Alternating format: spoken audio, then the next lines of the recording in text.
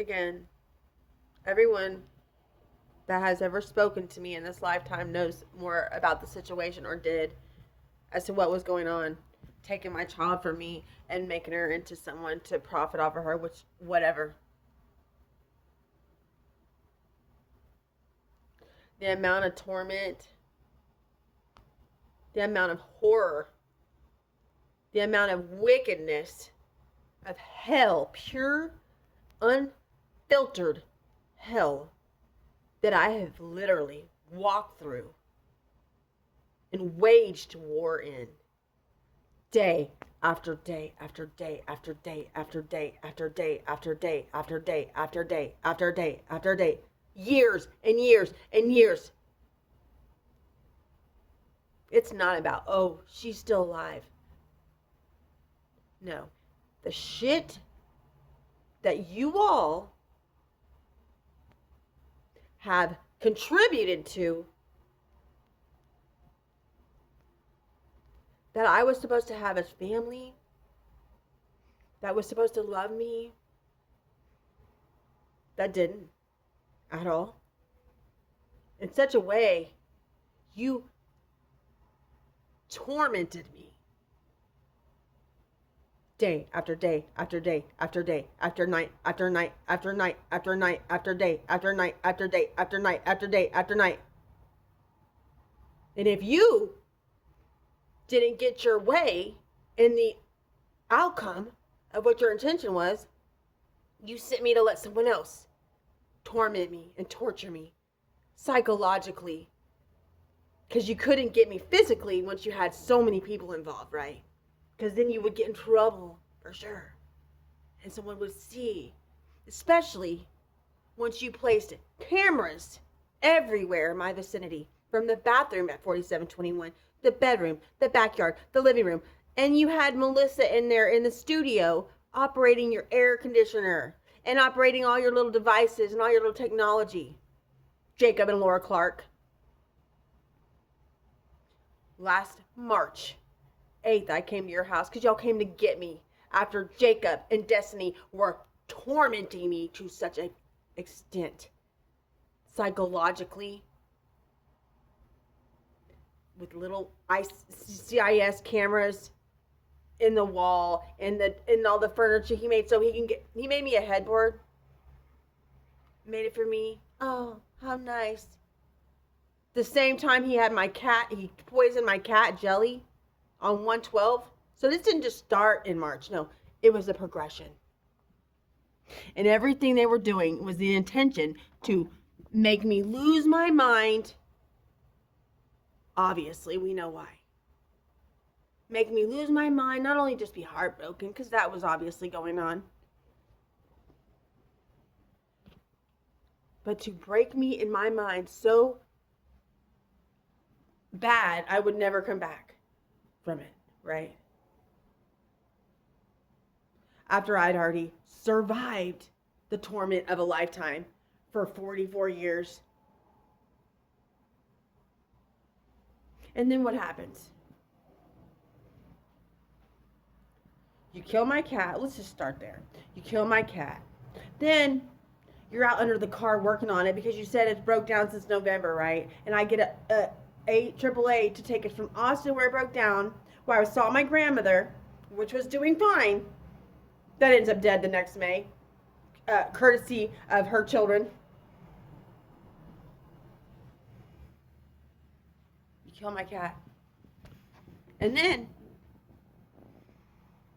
you get and you start making furniture. You were making it at that time. And then I find you working on your car for months on it, and you're supposed to be like an engineer. I mean, we're pretty smart when it comes to like technological stuff, mechanical stuff. Well, you didn't factor in spiritual awareness, supernatural, did you? So you make me a headboard, which I thought was pretty nice, but it was to steal my passwords while I was putting them in my phone. I figured it out later. And obviously you carry your little, what was it, like a dragonfly that you were carrying around everywhere and talking in the bathroom in the other room to a whole other human, like I wouldn't know who you're talking to. I mean, come on. It doesn't take a rocket scientist to know when the person that you're living with that you really don't feel comfortable with, my whole energetic system is in shock because you're obviously not safe, Jacob. And Destiny, demon, who also mentions about Santa Muerte, and this friend of hers was threatened by so-and-so, and then the girl started telling her about Santa Muerte and how this girl was raped, and I don't know. I don't give a fuck. It is irrelevant at this point. Oh, and I looked it up. You come and you get, Jacob gets a no trespassing finally when I call the police after I had the doors in my house eventually because I was trying to get him to leave for a very long time. I had to barricade the doors, the front and the back door, because it was, like I said, like a shotgun house in a big, huge house that's old, like 100-year-old home, where Destiny ruled and reigned on the right side. I had the middle, center, front and center at all times. But I had to barricade the doors shut because he kept breaking in my house, breaking the doors open, busting through the windows. And Charles Talbert, when I told him about this, the landlord, the homeowner, he wouldn't put cameras up when he said he would. Because the police talked to him and told him something else, and so he said, no, he's not going to protect me. John ordered me a drill from Home Depot that got stolen from whoever. And I went out of my way to make sure he got refunded his money back. I drilled the door shut. I was stuck in this house. After I'd already been in jail twice illegally, they took my car away from me illegally in October 25th of 24. The next month, March 1st, I'm arrested again, right? Another felony. That's dropped. Okay, irrelevant. March 8th, I left because he was in there having sex with this girl in my house. And I'm in the room like, because remember, my whole intention and mission is to get to my kids. So nobody, not one person, evil demon, whoever you are, is going to stop me, okay? Not one. So what happens? I go to Austin in blind faith, of course it is. Because what else would you call it? I have a tattoo on my foot. I represent what I put on my body when I did get tattoos. This says walk by faith, and that's what I do. Little did I know, but y'all knew that's what I did. And it worked out somehow, right? Every time. So I go to Austin. Because, again, he's in there having sex. Well, whoever it was. It doesn't matter. It could have been a guy. I don't really know. It doesn't matter. I just knew I had to go. So I was sick. All of a sudden, my throat chakra closed up. Because you know why? Not because of witchcraft, although I'm sure that was the intention. It's because there was nothing I could say at that time, at that moment, that was going to help me. So it was really God protecting me from wasting my breath. There was nothing to be said at that point. It was getting me absolutely nowhere. Just draining my energy, of course. So I get a Lyft or Uber or whatever, which every single Lyft and Uber I had was monitored by demons or monitoring spirits or whatever. So I go to a hospital in Conroe or whatever, right outside San Antonio for laryngitis. Because like I said, 4 days, I couldn't talk at all. And it was frustrating because I needed to communicate to others in reality in the world where I usually am allowed to go when I'm not being subjected to this kind of torture. I've always been able to go out to public, even when I was being treated like crazy with the rest of the world, until my own family showed me what it really was in the last year. Whole time. But it wasn't until this last year y'all really made sure I was in isolation, but only because God allowed that. So I could get clarity. While you were trying to throw confusion, no, I got clarity. So I go to Austin, March 8th. March 20th, which is tomorrow, anniversary. And my sister Chelsea's birthday. That's hated me my whole life. That I loved, of course, I loved everyone. Hated me my whole life, and guess what? The Last Supper. Fresas, one of my favorite restaurants, right? I had a nice birthday there years ago with a bunch of weirdos that are no good. Everyone knew about something to do with this situation with my daughter and my sons and the nightmares that I was dealing with. Everyone knew. to some degree. Or they were lied to just such a degree that they just left me, abandoned me when I was telling them I needed them. My own friends, and I was always a good friend, and they were good friends too. The ones I had. And whoever lied to them, I don't know what stories y'all told, or who would even listen to someone else and not come to me or not consider me. That's a whole bunch of bullshit in itself. So March 21st comes along. And again, that was after the night that March 20th, let me tell you something. I didn't know about the witchcraft. I didn't know. But God didn't need me to know. I wanted to commit suicide that day. I called John and said, I am done being tormented. Jacob was in my phone, embedded in my phone and Google. I couldn't get his number out of there. He was with my Seed for Eternity account with his phone number. And I knew he had hijacked my phone. I knew he did whatever he could do. Instead of Tyler, his little buddy that lived down the street, one of his gay friends that I heard that he was into, or whatever. Gross, Jacob. Spreading yourself too thin around the world. Disgusting.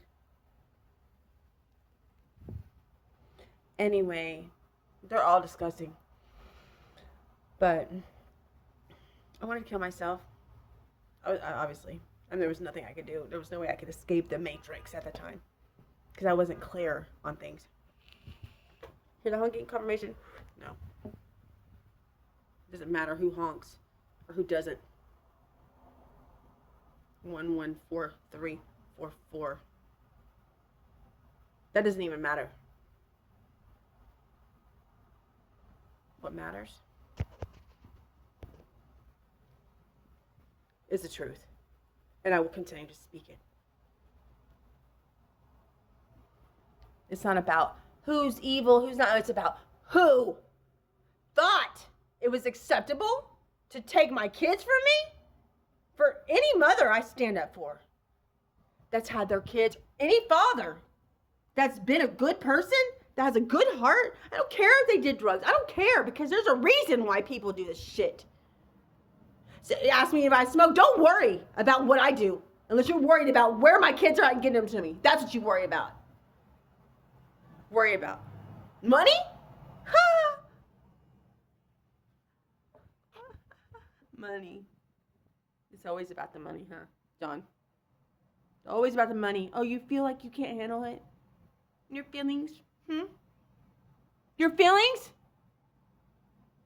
And you don't know anything about anything, huh, John? No, nothing. And I tell you, I'm a direct lineage to Jesus.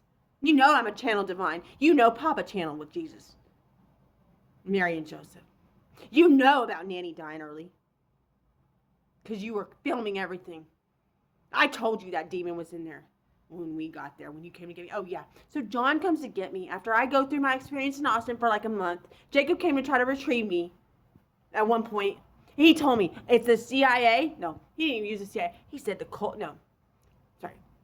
He said, Big Brother, the cartel, and AI were going to get me. He specifically spoke those three things over me, and guess what? No. Who is in their right mind, which none of you are, that operate thinking for 2 seconds this operation you had to come and attack me and to take me out and to keep me away from my children? I don't care what y'all got going on. I am the daughter of the Most High King, okay? Do we not get that yet, John? Oh, you don't know? I thought you made a phone call yesterday. Your phone's not working.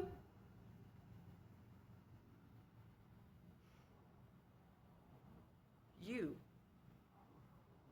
aren't doing anyone a favor by playing stupid. You are mocking the Most High God. And again, Sheena Taylor and every other person, an AI figure you use to steal my voice. Lyric recently, Area Blue. You think I was gonna recognize my own sound and frequency? And John, you don't know anything, huh? Right.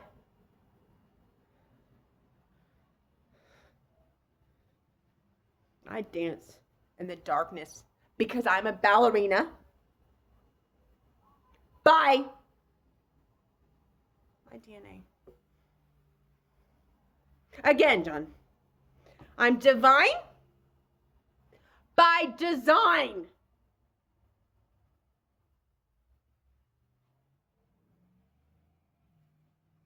They say, keep your friends close and your enemies closer. You think I'm stupid still, huh? We're sitting here playing these mind games still, John? Really? You don't know everyone that also works with you? The ones that work with me are witnessing what you do on a second-by-second basis. Did you not know that? Smart guy? Oh, you think because you got me a room? After you knew I've been gang stalked and everything you've known about me, right? Right? What, are you get me arrested again illegally? Put in jail again? Try me up? Nah, you're not.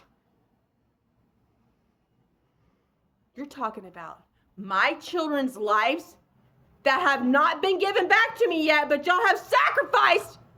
But you don't know nothing, right? What you do know is that vengeance is God's. And guess what? I'm God's girl. All the ideas. Why haven't you ever asked, let's figure out how to get your Facebook fixed so maybe you can make a profit off the profit, not.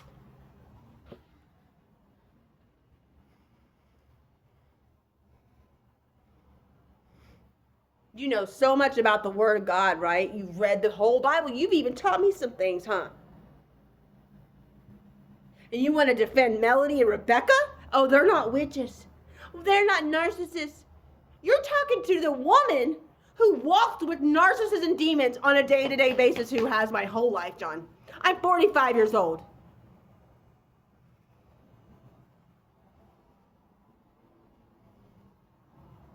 And you keep lollygagging with God.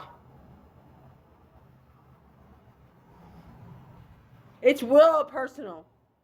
Again, when we're talking about being sacrificed and separated from our own children and mother. You were with your mother. You may not have liked her, obviously, we know that. But she loved you wholeheartedly. She loved you. And Jacob and Rebecca and Michael and Charles, she loved all of you. And you know what? Y'all did not give a fuck. Except for to make it look like y'all were doing the right thing. Digital footprints, all the fucking meet and greets. You know, Jacob told me he knew where Nanny was at. Well, how come? How would he know that? He mentioned it to me.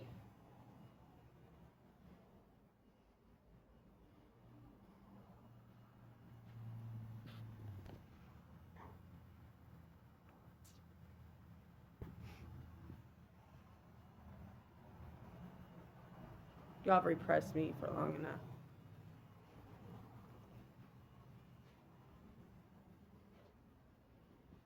And it's not a matter of what you think or what you feel. It never was. That's the thing. Hey, even Laura Clark taught me something.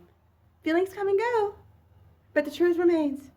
Yes, you're right, Laura Clark. Thank you for that reminder. What Laura and Jake did. Oh, I knew the day they went and had a meeting. I knew it. Whether I knew I was I didn't even know I was straight intuitive, so keen. And they knew that I knew, because I said, where were y'all today? Were y'all out meeting someone? I knew because the Lord told me they were meeting with cult and coven members and whatever, evil. And then they put surveillance through and through my room. Then there was a time, they cut ceilings all through the roof. I have the text message right now where she's like showing me paperwork from the 90s. Like, bitch, why are you showing me some documents all of a sudden that you don't give a fuck about me? We already have established that. This is by July. I'm going to fast forward. Doesn't matter. July. There's squares cut out all in the house all of a sudden. You think I'm not going to notice that, right? Because I thought you were going to continuously suppress my intuition and my basic understanding of reality around me.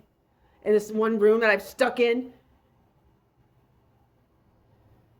You think I can't notice all the really off-the-chart strange behaviors? And I still was just loving y'all. Remember, Real Talk Kim was in our ears in March. That's when I met her. She was my saving grace. And I played it for you, Laura. Try to give you some love. Oh, but you want to tell me a story about how your dad wasn't good to you. And you came in there with so much jealousy in your heart. That was in March. End of March, when they were about to drop me back off with Demon Jacob at my house. They were all playing this game with each other. We know that now. But anyway, July.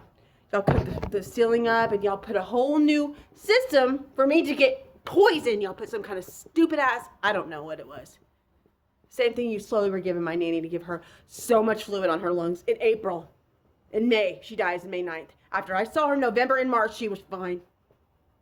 And she even told me y'all had witches. That she met a lady that was beautiful and then she turned out to be very wicked and she was a witch. My nanny told me that. And she told me that in March and in May. And y'all killed her. But you put the same shit in that room.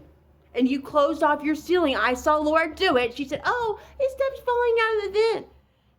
No, you were sealing it up so that when it went and traveled through your air vents, ducts, it wouldn't go in your room. That's why I didn't even know y'all had a window unit. Huh? Y'all left the heat on as long as you could, and then you'd blast air off on, and all of a sudden it turns on and off by itself. And Melissa doesn't live in that room doing and operating this stuff because why? You know, I was so crazy for thinking anything about that when I accused you of going over there and plotting against me. In the studio apartment, they have a studio apartment at their house, they did. And they were gone out of their whole house, right? It was like 9:30, 10 o'clock. I knew they were in there. You want to know how smart it doesn't take a very smart person. There's a door from their living room that goes into a laundry area. It's like, right? And there's a door there that goes to the studio apartment. Well, when I can't find them anywhere in the house, and I walk through, and the door's unlocked, which is never the case. We don't leave any door unlocked. We know why. The fear you must live in every day, or did, specifically, I'm sure. You said, well, anyway, I said, and I locked it. And they got pissed because their keys were in the house, and they had to figure out how to get in the house without me knowing, but I knew. And then I said something out, and that is our new tenant. How dare you accuse us of something like that? You defended her more than you ever stood up for me, huh? I'm going to leave it at that for now.